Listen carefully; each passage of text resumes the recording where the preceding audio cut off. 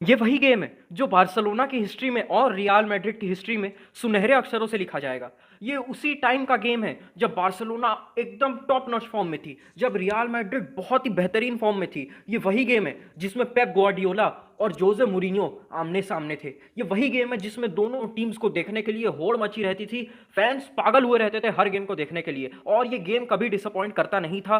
और इस गेम में भी बिल्कुल डिसअपॉइंटमेंट नहीं हुआ, क्योंकि पेप ग्वार्डियोला ने कंप्लीटली शैटर कर दिया जोसे मूरिन्हो के टैक्टिक्स को। यार आराम से बैठ जाओ, क्योंकि आज मजा आने वाला है। इतने बेहतरीन टैक्टिक्स कभी कभी देखने को मिलते हैं, ठीक है ना? तो चलो शुरू करते हैं। हाँ तो यार, जैसे कि तुम लोग देख सकते हो कि बार्सिलोना ने 4-3-3 के साथ स्टार्ट किया था। एकदम ऑब्वियस सी बात है, 4-3-3 स्टार्ट कर रही थी। मेसी जो है मिडिल में खेल रहा था, डेविड विया जो है वो लेफ्ट हैंड साइड पे खेल रहा था, पेड्रो जो है वो राइट हैंड साइड पे खेल रहा था। दोनों बहुत ज्यादा हाई पुश कर रहे थे। मिडफील्ड में बुस्केट्स था, इनिएस्टा था और शावी था। एकदम एकदम परफेक्ट मिडफील्ड, एकदम प्यारी मिडफील्ड। और डिफेंस में एबिडाल खेल रहा था, डेनी एल्वेस खेल रहा था, और पुयोल और पीके की शानदार जोड़ी, और उनके पीछे विक्टर वाल्डेस। रियल मैड्रिड 4-2-3-1 खेल रही थी। कैसियास गोलकीपर था, ऑब्वियस सी बात है। मार्सेलो लेफ्ट हैंड साइड पे, Sergio Ramos right hand side पे, पेपे और कार्वाल्हो ये दोनों सेंटर बैक थे। और मिडफील्ड में ओजिल, खदीरा और शाबी अलोंसो, और अटैक में क्रिस्टियानो रोनाल्डो था, बेंजेमा था और डी मारिया था। हाँ तो यार, अब देख लेते हैं कि गेम में हुआ क्या क्या किया गया, क्या क्या टैक्टिक्स यूज हुए। तो सबसे पहले बार्सिलोना का बिल्डअप प्ले देख लेते हैं। अगर तुम लोग बार्सिलोना को थोड़े टाइम से फॉलो कर रहे हो तो तुम लोग को एक बात तो पता है कि बार्सिलोना एकदम आराम से खेलने का ट्राई करती है, गेम पे कंट्रोल बनाने का स्टार्टिंग में ट्राई करती है, और यही चीज बार्सिलोना ने उस गेम में भी ट्राई की थी। अब बिल्डअप प्ले स्टार्ट करने के बार्सिलोना के पास 2 से 3 तरीके थे। सबसे नंबर 1 तरीका क्या हो गया कि जो अपना पीके है और पुयोल है, ये दोनों थोड़े से वाइड फैल जाते थे। अब इन लोगों के वाइड फैल जाने से क्या हो जाता था, या तो शावी बीच में आके बॉल गैदर कर लेता था, या तो बुस्केट्स बीच में आके बॉल गैदर कर लेता था। इधर से एबिडाल ने हाई पुश कर दिया और इधर से डैनी एल्वेज ने हाई पुश कर दिया। देखो यार, जैसे डैनी एल्वेज और एबिडाल आगे पुश करते थे, जैसे ये दोनों थोड़ा सा वाइड होते थे, थोड़ा हायर अप द पिच जाते थे, वैसे ही पेड्रो और डेविड विया और भी ज्यादा हाई पुश कर देते और एकदम वाइड पोजीशंस में ये दोनों रह जाते थे। अब ये सब होने से क्या होता है ना कि सामने वाला जो है स्ट्रेच हो जाता है। इसी के कारण रियल मैड्रिड वाले स्ट्रेच हो गए और फिर हम लोग अपना धीरे धीरे बॉल प्रोग्रेशन करके आगे जा सकते थे। अब दूसरा तरीका क्या हो गया? दूसरा तरीका ये हो गया कि पीके, हम लोग को पता है कि पीके का बॉल रिटेंशन कितना अच्छा है, वो विद द बॉल कितनी क्वालिटी पोजेस करता है। अब हम लोगों ने इसी चीज का फायदा उठाया। पीके बॉल लेके आगे जाता था, या तो बॉल शावी को देता था या तो बॉल बुस्केट्स को देता था, और वो लोग फिर वहां से अपना पूरा चीजें अच्छे से कंट्रोल कर लेते थे। अब दूसरी चीज पीके क्या करता था कि वो डायरेक्ट बॉल्स देता था। वो इनिएस्टा को डायरेक्ट वर्टिकल पास दे दिया। अब जैसे इस इंस्टेंस में देख लो, पीके ने डायरेक्ट इनिएस्टा को बॉल दे दी, फटाक से इतने प्लेयर्स के बीच से स्पेस क्रिएट हो गया। अब जब ये स्पेस क्रिएट हुआ तब चांसेस क्रिएट होने की जो पॉसिबिलिटी है वो और ज्यादा बढ़ गई। बेसिक बात यह है कि 2 से 3 जो बेसिक बेसिक चीजें होती है ना बिल्डअप की, उसी चीज का हमने यूज किया था, बट थोड़े से चेंज के साथ। वो चेंज क्या था कि यार सब लोग वर्टिकल पासेस दो, जहां गैप्स मिल रहे हैं वहां पे तुम लोग वर्टिकल पासेस दो। अब यार एक बार बिल्डअप प्ले स्टार्ट हो गया, उसके बाद आता है असली खेल, उसके बाद आते हैं असली टैक्टिक्स। अब ये सबसे इंपॉर्टेंट टैक्टिक क्या था? Messi as a false nine खेल रहा था। मेसी मिडिल में खेल रहा था, मैंने स्टार्टिंग में बताया था। मेसी स्ट्राइकर नहीं था, मेसी फॉल्स नाइन बन के खेल रहा था। मेसी ने पूरे गेम में बीच में ड्रॉप किया है, पूरे गेम में मेसी सेंटर में आ जाता था, और इसका बहुत ज्यादा फायदा मिला यार। इसका बहुत बहुत बहुत ज्यादा फायदा मिला, क्योंकि एक बार मिडफील्ड में आ गए तो तुम लोग ही सोचो यार, अगर एक मिडफील्ड में तुम लोग इनिएस्टा को रख दोगे, शावी को रख दोगे, बुस्केट्स को रख दोगे, उसके ऊपर से मेसी को भी रख दोगे, तो ऑब्वियस सी बात है यार, सामने वाले के पास बॉल जाएगी ही कैसे? हमारे ही पास पूरा कंट्रोल रहेगा ना, और हमारे ही पास पूरा कंट्रोल था। मेसी के इस डीप ड्रॉप करने के कारण जो जो टैक्टिक थे जोसे मूरिन्हो के, वो सारे के सारे फेल हो गए, है ना? जोसे मूरिन्हो ने क्या सोचा था? उसने सोचा था कि यार मैं एक मिड ब्लॉक बनाऊंगा, ठीक है, मैं थोड़ी सी हाई लाइन रखूंगा अपनी टीम की, कॉम्पैक्ट एरियाज पे फोकस करूंगा, है ना? तो कॉम्पैक्ट एरियाज पे जोसे मूरिन्हो ने फोकस किया, बट मेसी ने बदमाशी कर दी ना, मेसी डीप ड्रॉप करने लग गया। अब जैसे ही मेसी डीप ड्रॉप करता था, सबका फोकस किस पे चला गया? सबका फोकस चला गया मिडफील्ड पे। तो लोग एक चीज भूल गए, क्या डेविड विया तो वहां खड़ा हुआ है, डेविड विया तो वहां खाली खड़ा हुआ है। तो लोग अब कंफ्यूजन में आ गए कि यार हम लोग डेविड विया को संभालें कि हम लोग मेसी को संभालें। इसके चक्कर में वो लोग स्ट्रेच हो गए, है ना? इसके चक्कर में वो लोग स्ट्रेच हुए और मेसी डीप ड्रॉप हुआ और स्पेसेस बनना शुरू हो गए, क्योंकि आधे लोग वहां डेविड विया पे फोकस कर रहे हैं, आधे लोग यहां पेड्रो पे फोकस कर रहे हैं, आधे लोग यहां मेसी पे फोकस कर रहे हैं। तो ऑब्वियस सी बात है, स्पेसेस जनरेट हो गए। वो लोग कंफ्यूज हो गए, यहां जाए वहां जाए, यहां जाए वहां जाए, ठीक है? और इसी कंफ्यूजन के चक्कर में हम लोग का फर्स्ट गोल आ गया। अब मैं बताता हूं कैसे। देखो यार, मेसी डीप ड्रॉप किया, मेसी ने इनिएस्टा को वर्टिकल पास दिया। ये टर्म बहुत ज्यादा इंपॉर्टेंट है। मेसी ने इनिएस्टा को एक वर्टिकल पास दिया। उस वर्टिकल पास के कारण उन लोगों की लाइंस ब्रेक हो गई, 2-3 प्लेयर को ऐसे ही उसने पीछे छोड़ दिया। जैसे ही एक बार इनिएस्टा के पास बॉल आती है, 3-3 लोग तैयार है भागने के लिए। सबसे पहले यहां से शावी भागने को तैयार है मिडफील्ड से, वहां से डेविड विया भागने को तैयार है, और यहां से पेड्रो भागने को तैयार है, ठीक है? तो इसके चक्कर में और भी ज्यादा कंफ्यूजन हो गया, इसके चक्कर में हमारे पास और भी ज्यादा चांसेस आ गए, और इनिएस्टा ने एक ब्यूटीफुल पास दे दिया शावी को। और शावी का टच तो हम सबको पता ही है, इतना बेहतरीन टच, इतना ब्यूटीफुल टच, बढ़िया से टच किया, बैक फ्लिप टाइप का कुछ टच था, मेरे को पता भी नहीं उसको क्या बोलते हैं, ठीक है? और फिर कैसियास के ऊपर से बॉल को चिप कर दिया और बॉल नेट में, बस फिर और क्या। ये जो था टर्निंग पॉइंट था, बढ़िया सब खुशियां मना रहे हैं। और इसके बाद बार्सिलोना का कॉन्फिडेंस और भी ज्यादा बढ़ गया। इसके बाद हम लोगों ने और भी ज्यादा उनको पुश करना स्टार्ट कर दिया। इसके बाद हमने और भी ज्यादा बॉल रिकवरीज करना स्टार्ट कर दिया। ठीक है, अब यार अपन लोग सेकंड गोल की बात कर लेते हैं। अब इस सेकंड गोल में सबसे इंपॉर्टेंट चीज क्या है कि रियल मैड्रिड वाले अपनी गलती से सीखे नहीं। ठीक है, उन लोगों का अभी भी पूरा फोकस मिडफील्ड पे ही था और वो लोग फिर से एक बार डेविड विया को भूल गए। और वो लोग जब डेविड विया को भूले तो शावी का तो अपने को पता ही है, शावी का तो पता ही है, उसका विजन बेस्ट विजन था फुटबॉल हिस्ट्री में मेरे हिसाब से। ठीक है ना, उसको हर चीज के बारे में पता था कि फुटबॉल पिच पे क्या चल रहा है, कौन कहां पे है, क्या क्या होने वाला है और मैं कहां पास देने वाला हूं, ये सारी चीजें शावी को पता थी।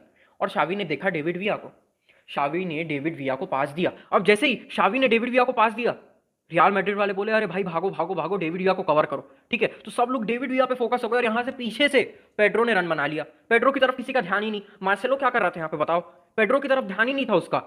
वो पेड्रो आराम से फुल स्पीड से स्प्रिंट मार के अंदर घुसता है, डेविड विया अंदर क्रॉस देता है और पेड्रो एक इजी गोल मार देता है। कैसियास क्योंकि पकड़ नहीं पाता बॉल को। ठीक है, एकदम इजीली बॉल अंदर चले आती है और हम लोग 2-0 अप हो चुके हैं इस स्टेज पे। तो यार फर्स्ट हाफ में इतना ही हुआ। अब तुम लोग को सबसे 2-3 इंपॉर्टेंट चीजें फर्स्ट हाफ से क्या समझ में आई। फर्स्ट हाफ में तुम लोग को ये समझ में आया कि यार रन्स बहुत सारे बना रहे हैं। ठीक है, चाहे डेविड विया हो, चाहे शावी हो, चाहे कुछ इंस्टेंसेस में इनिएस्टा हो, मेसी हो या पेड्रो हो, ये 5 प्लेयर्स बहुत ज्यादा रन्स बना रहे थे और इन लोगों को बॉल्स मिल भी रही थी। इनके रन्स को कोई इग्नोर नहीं कर रहा था। डेविड विया यार कितने 20,000 बार ऑफसाइड हुआ होगा, बट फिर भी वो रन्स बना रहा था, बट फिर भी लोग उसको बॉल दे रहे थे। और यही चीज कंटिन्यू हुई सेकंड हाफ में। अब यार सेकंड हाफ में हम लोगों ने सबने सोचा था क्या द स्पेशल वन जो है वो कुछ टैक्टिक्स में अपने चेंज करेगा। ठीक है, वो अपना जो मिड ब्लॉक है, क्योंकि रियल मैड्रिड क्या कर रही थी पता है, रियल मैड्रिड बस खड़ी हो गई थी, रियल मैड्रिड इंतजार कर रही थी। वो लोग कॉम्पैक्ट होकर खड़े थे, वो लोग ना हम पे हाई प्रेस कर रहे थे और हाई प्रेस कर भी रहे थे तो भी बुस्केट्स तो था, बुस्केट्स अपने एक टच से पूरे पूरे हाई प्रेस को तोड़ दे रहा था। बट मैक्सिमम टाइम उन लोगों ने हाई प्रेस नहीं किया, इसलिए एक हाई लाइन बना के खेल रहे थे जिसका फायदा उन लोगों को बिल्कुल भी नहीं हुआ। और सेकंड हाफ में भी यही चीज कंटिन्यू हुई। जैसे कि मैंने बताया कोई टैक्टिक्स में चेंज नहीं हुआ, ना ही बार्सिलोना के और ना ही रियल मैड्रिड के सारे टैक्टिक्स सेम थे, बट फिर भी हम लोग के पास एडवांटेज था। वो एडवांटेज क्यों हुआ, फिर से मेसी के डीप ड्रॉप करने के कारण, फिर से शावी और इनिएस्टा के प्लेयर्स को ऑक्यूपाई करने के कारण। अब यार ये वाले इंस्टेंस में तुम देख लो, मेसी ने 2 प्लेयर्स को खुद ऑक्यूपाई किया है, राइट हैंड साइड पे पेड्रो एक प्लेयर को खुद ऑक्यूपाई कर रहा है और पीछे जो उनके मिडफील्डर्स हैं उनको शावी और इनिएस्टा हैंडल कर रहे हैं। तो ऐसे में डेविड विया फ्री बच जाता है।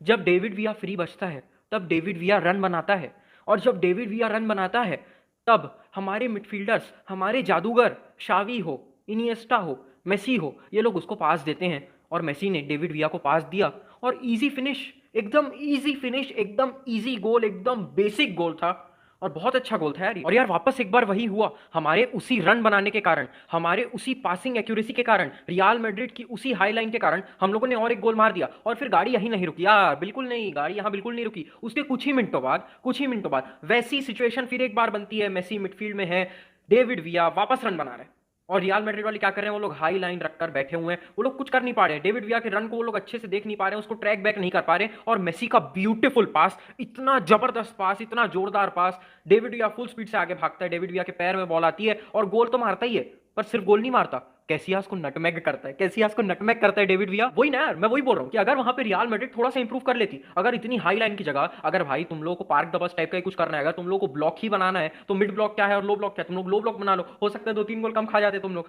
क्योंकि यार रियल मैड्रिड को उस ब्लॉक से, उस मिड ब्लॉक से कोई फायदा नहीं हो रहा था, उस हाई लाइन से कोई फायदा नहीं हो रहा था। वो लोग सोचे थे कि काउंटर अटैक में वो लोग बार्सिलोना को ब्रेक करेंगे, बट काउंटर अटैक वो लोग अच्छे से कर ही नहीं पा रहे थे क्योंकि नंबर 1 चीज उनकी पासिंग बिल्कुल अच्छी नहीं थी, है ना। नंबर 2 चीज कि हमारे पास पुयोल था, भाई पुयोल क्या खेला था यार उस गेम में, रोनाल्डो को पूरा जेब में रख के घुमाए। माना कि रोनाल्डो ने 1-2 बार स्टेप ओवर किया, रोनाल्डो 1-2 बार आगे निकल गया पुयोल से, बट वही उल्टा सीधा पास दे दिया, है ना। उन लोगों का कोई भी पास एकदम एक्यूरेट नहीं आ रहा था पूरे गेम में। उन लोगों ने एक हाथ ही अच्छा शॉट मारा है, इनफैक्ट एक ही अच्छा शॉट मारा है जो कि विक्टर वाल्डेस ने ऊपर करके रोक लिया था। बाकी रियल मैड्रिड ने कोई चांसेस बनाए ही नहीं है। रियल मैड्रिड हमेशा उल्टे सीधे पास कर रही थी, जैसे उनके पास बॉल आ रही थी वो लोग बहुत ज्यादा टेंशन में आ जा रहे थे और इधर उधर बॉल पास कर दे रहे थे और ज्यादातर टाइम हम लोग उनसे बॉल छीन भी ले रहे थे, हम लोग बॉल रिकवरी भी कर रहे थे। पीछे हमारा वॉरियर पुयोल तो था ही, तो कोई दिक्कत थी ही नहीं। और इसका one of the main reason ये था कि हमारी डिफेंसिव लाइन कितनी सही है। देखो ना, हम लोग का डिफेंसिव स्ट्रक्चर फिनिशर कितना अच्छा है, अगर उनके 3 प्लेयर है तो हमारे 4 प्लेयर है, सबके सब अपने पोजीशन में है, अगर कोई क्रॉस देता भी तो भी हमारे सारे प्लेयर्स रेडी रहते उसको हेडर मारने के लिए। और ये बहुत इंपॉर्टेंट चीज है, सिर्फ हमारा बिल्डअप प्ले ही नहीं बट हमारी डिफेंसिव लाइन भी बहुत ज्यादा प्यारी थी, बहुत ज्यादा अच्छी थी हमारी डिफेंसिव लाइन। खैर जो भी है, उन लोग को ज्यादा चांसेस तो मिले ही नहीं, बट उन लोगों का एक काम था, वो था अच्छे से डिफेंडिंग करना, वो लोग वो भी अच्छे से नहीं कर पाए। अब मैंने सोचा यार 4 गोल खा लिए हैं तो यार 5वें में तो कुछ तो इंप्रूव करेंगे ना, मतलब ऐसे थोड़ा बहुत तो इंप्रूव करेंगे। तो 5वें गोल तक तो वो लोग एकदम मतलब ढीला ही छोड़ दिए थे, सब लोग एकदम लथार्जिक दिख रहे थे, सब लोगों में एनर्जी की कमी दिख रही थी। डोंट गेट मी रॉन्ग, सबके सब वर्ल्ड क्लास प्लेयर थे उस टाइम की मैड्रिड में, बहुत जोरदार प्लेयर थे, बट 4 गोल के ऐसे ह्यूमिलिएशन के बाद एकदम ऑब्वियस सी बात है यार, कोई भी टीम थकी हुई पड़ जाती है। बार्सिलोना के भी जितने भी ह्यूमिलिएशन हुए, सब के सब में भी बार्सिलोना के प्लेयर्स भी थोड़े थके हुए दिख रहे थे, क्योंकि सब लोग की जो मेंटेलिटी है ना वही वीक हो जाती है। और यही सेम चीज हुई थी रियल मैड्रिड के साथ। और 5th गोल तक हमारे भी कुछ कुछ चेंजेस हो गए थे, कुछ कुछ सब्स्टिट्यूशंस हो गए थे, जैसे बोयान आ गया था, बोजान आ गया, तो जो बोलना है बोल लो। और वो भी काफी अच्छा खेल रहा था, वो भी काफी ट्रबल उन लोगों को दे रहा था, एक फ्लैंक से दूसरे फ्लैंक तक वो काफी अच्छे से स्विफ्टली मूव कर रहा था। और उसके बाद जेफरन भी आ गया था, तो बोयान बढ़िया बॉल लेके आगे जाता है और अंदर क्रॉस देता है और एकदम इजी फिनिश, एकदम इजी गोल। वापस हुई कि हमारा एक मिडफील्डर भाग रहा है, उसके साथ 2 और प्लेयर्स भाग रहे हैं, हम लोग हमेशा आउट नंबर करने का ट्राई कर रहे थे उन लोगों को उन्हीं के बॉक्स में, और हम लोग सक्सेसफुल भी थे, इसलिए हम लोगों ने 5-5 इतने ब्यूटीफुल गोल मारे। और यार ये गेम एक बार फिर से देख के और ज्यादा मजा आ गया यार, क्योंकि इतनी टैक्टिकल ब्रिलियंस थी इस गेम में, इतने सारे एस्पेक्ट थे इस गेम में, और इतना अच्छे से डोमिनेट शायद ही किसी ने भी किसी भी इतनी बड़ी टीम को हर एस्पेक्ट में किया हो, कि उनको एक भी गोल नहीं मारने दिया, उनके पास ज्यादा चांसेस ही नहीं बने। हम लोगों ने इतने सारे गोल मारे, वो लोग अपनी गलतियों से सीख भी नहीं पाए, तो ओवरऑल डिस्ट्रक्शन था और बहुत अच्छा गेम था यार, मतलब एकदम माइंड रिफ्रेश हो गया। तुम लोगों ने नहीं देखा तो तुम लोग भी जाके देख लो यार, अभी तो वैसे ही थोड़े दिन तक बार्सिलोना का मैच नहीं है, तो ये पुराने मैच देख लो, मजे करो और क्या। ठीक है, तो यार हाँ, जो Q&A है अपना, वो Q&A कुछ दिनों बाद आ जाएगा, क्योंकि क्वेश्चंस बहुत सारे हैं, तो एकदम ऑब्वियस सी बात है आंसर देने में टाइम लगेगा, तो 1-2 दिन में हो सकता है Q&A आ जाए। तो बस वही है यार, बाकी और कुछ नहीं, Q&A में मिलते हैं, उसके बाद मैच प्रीव्यू तो आ ही जाएगा। ठीक है, विस्का एल बारसा।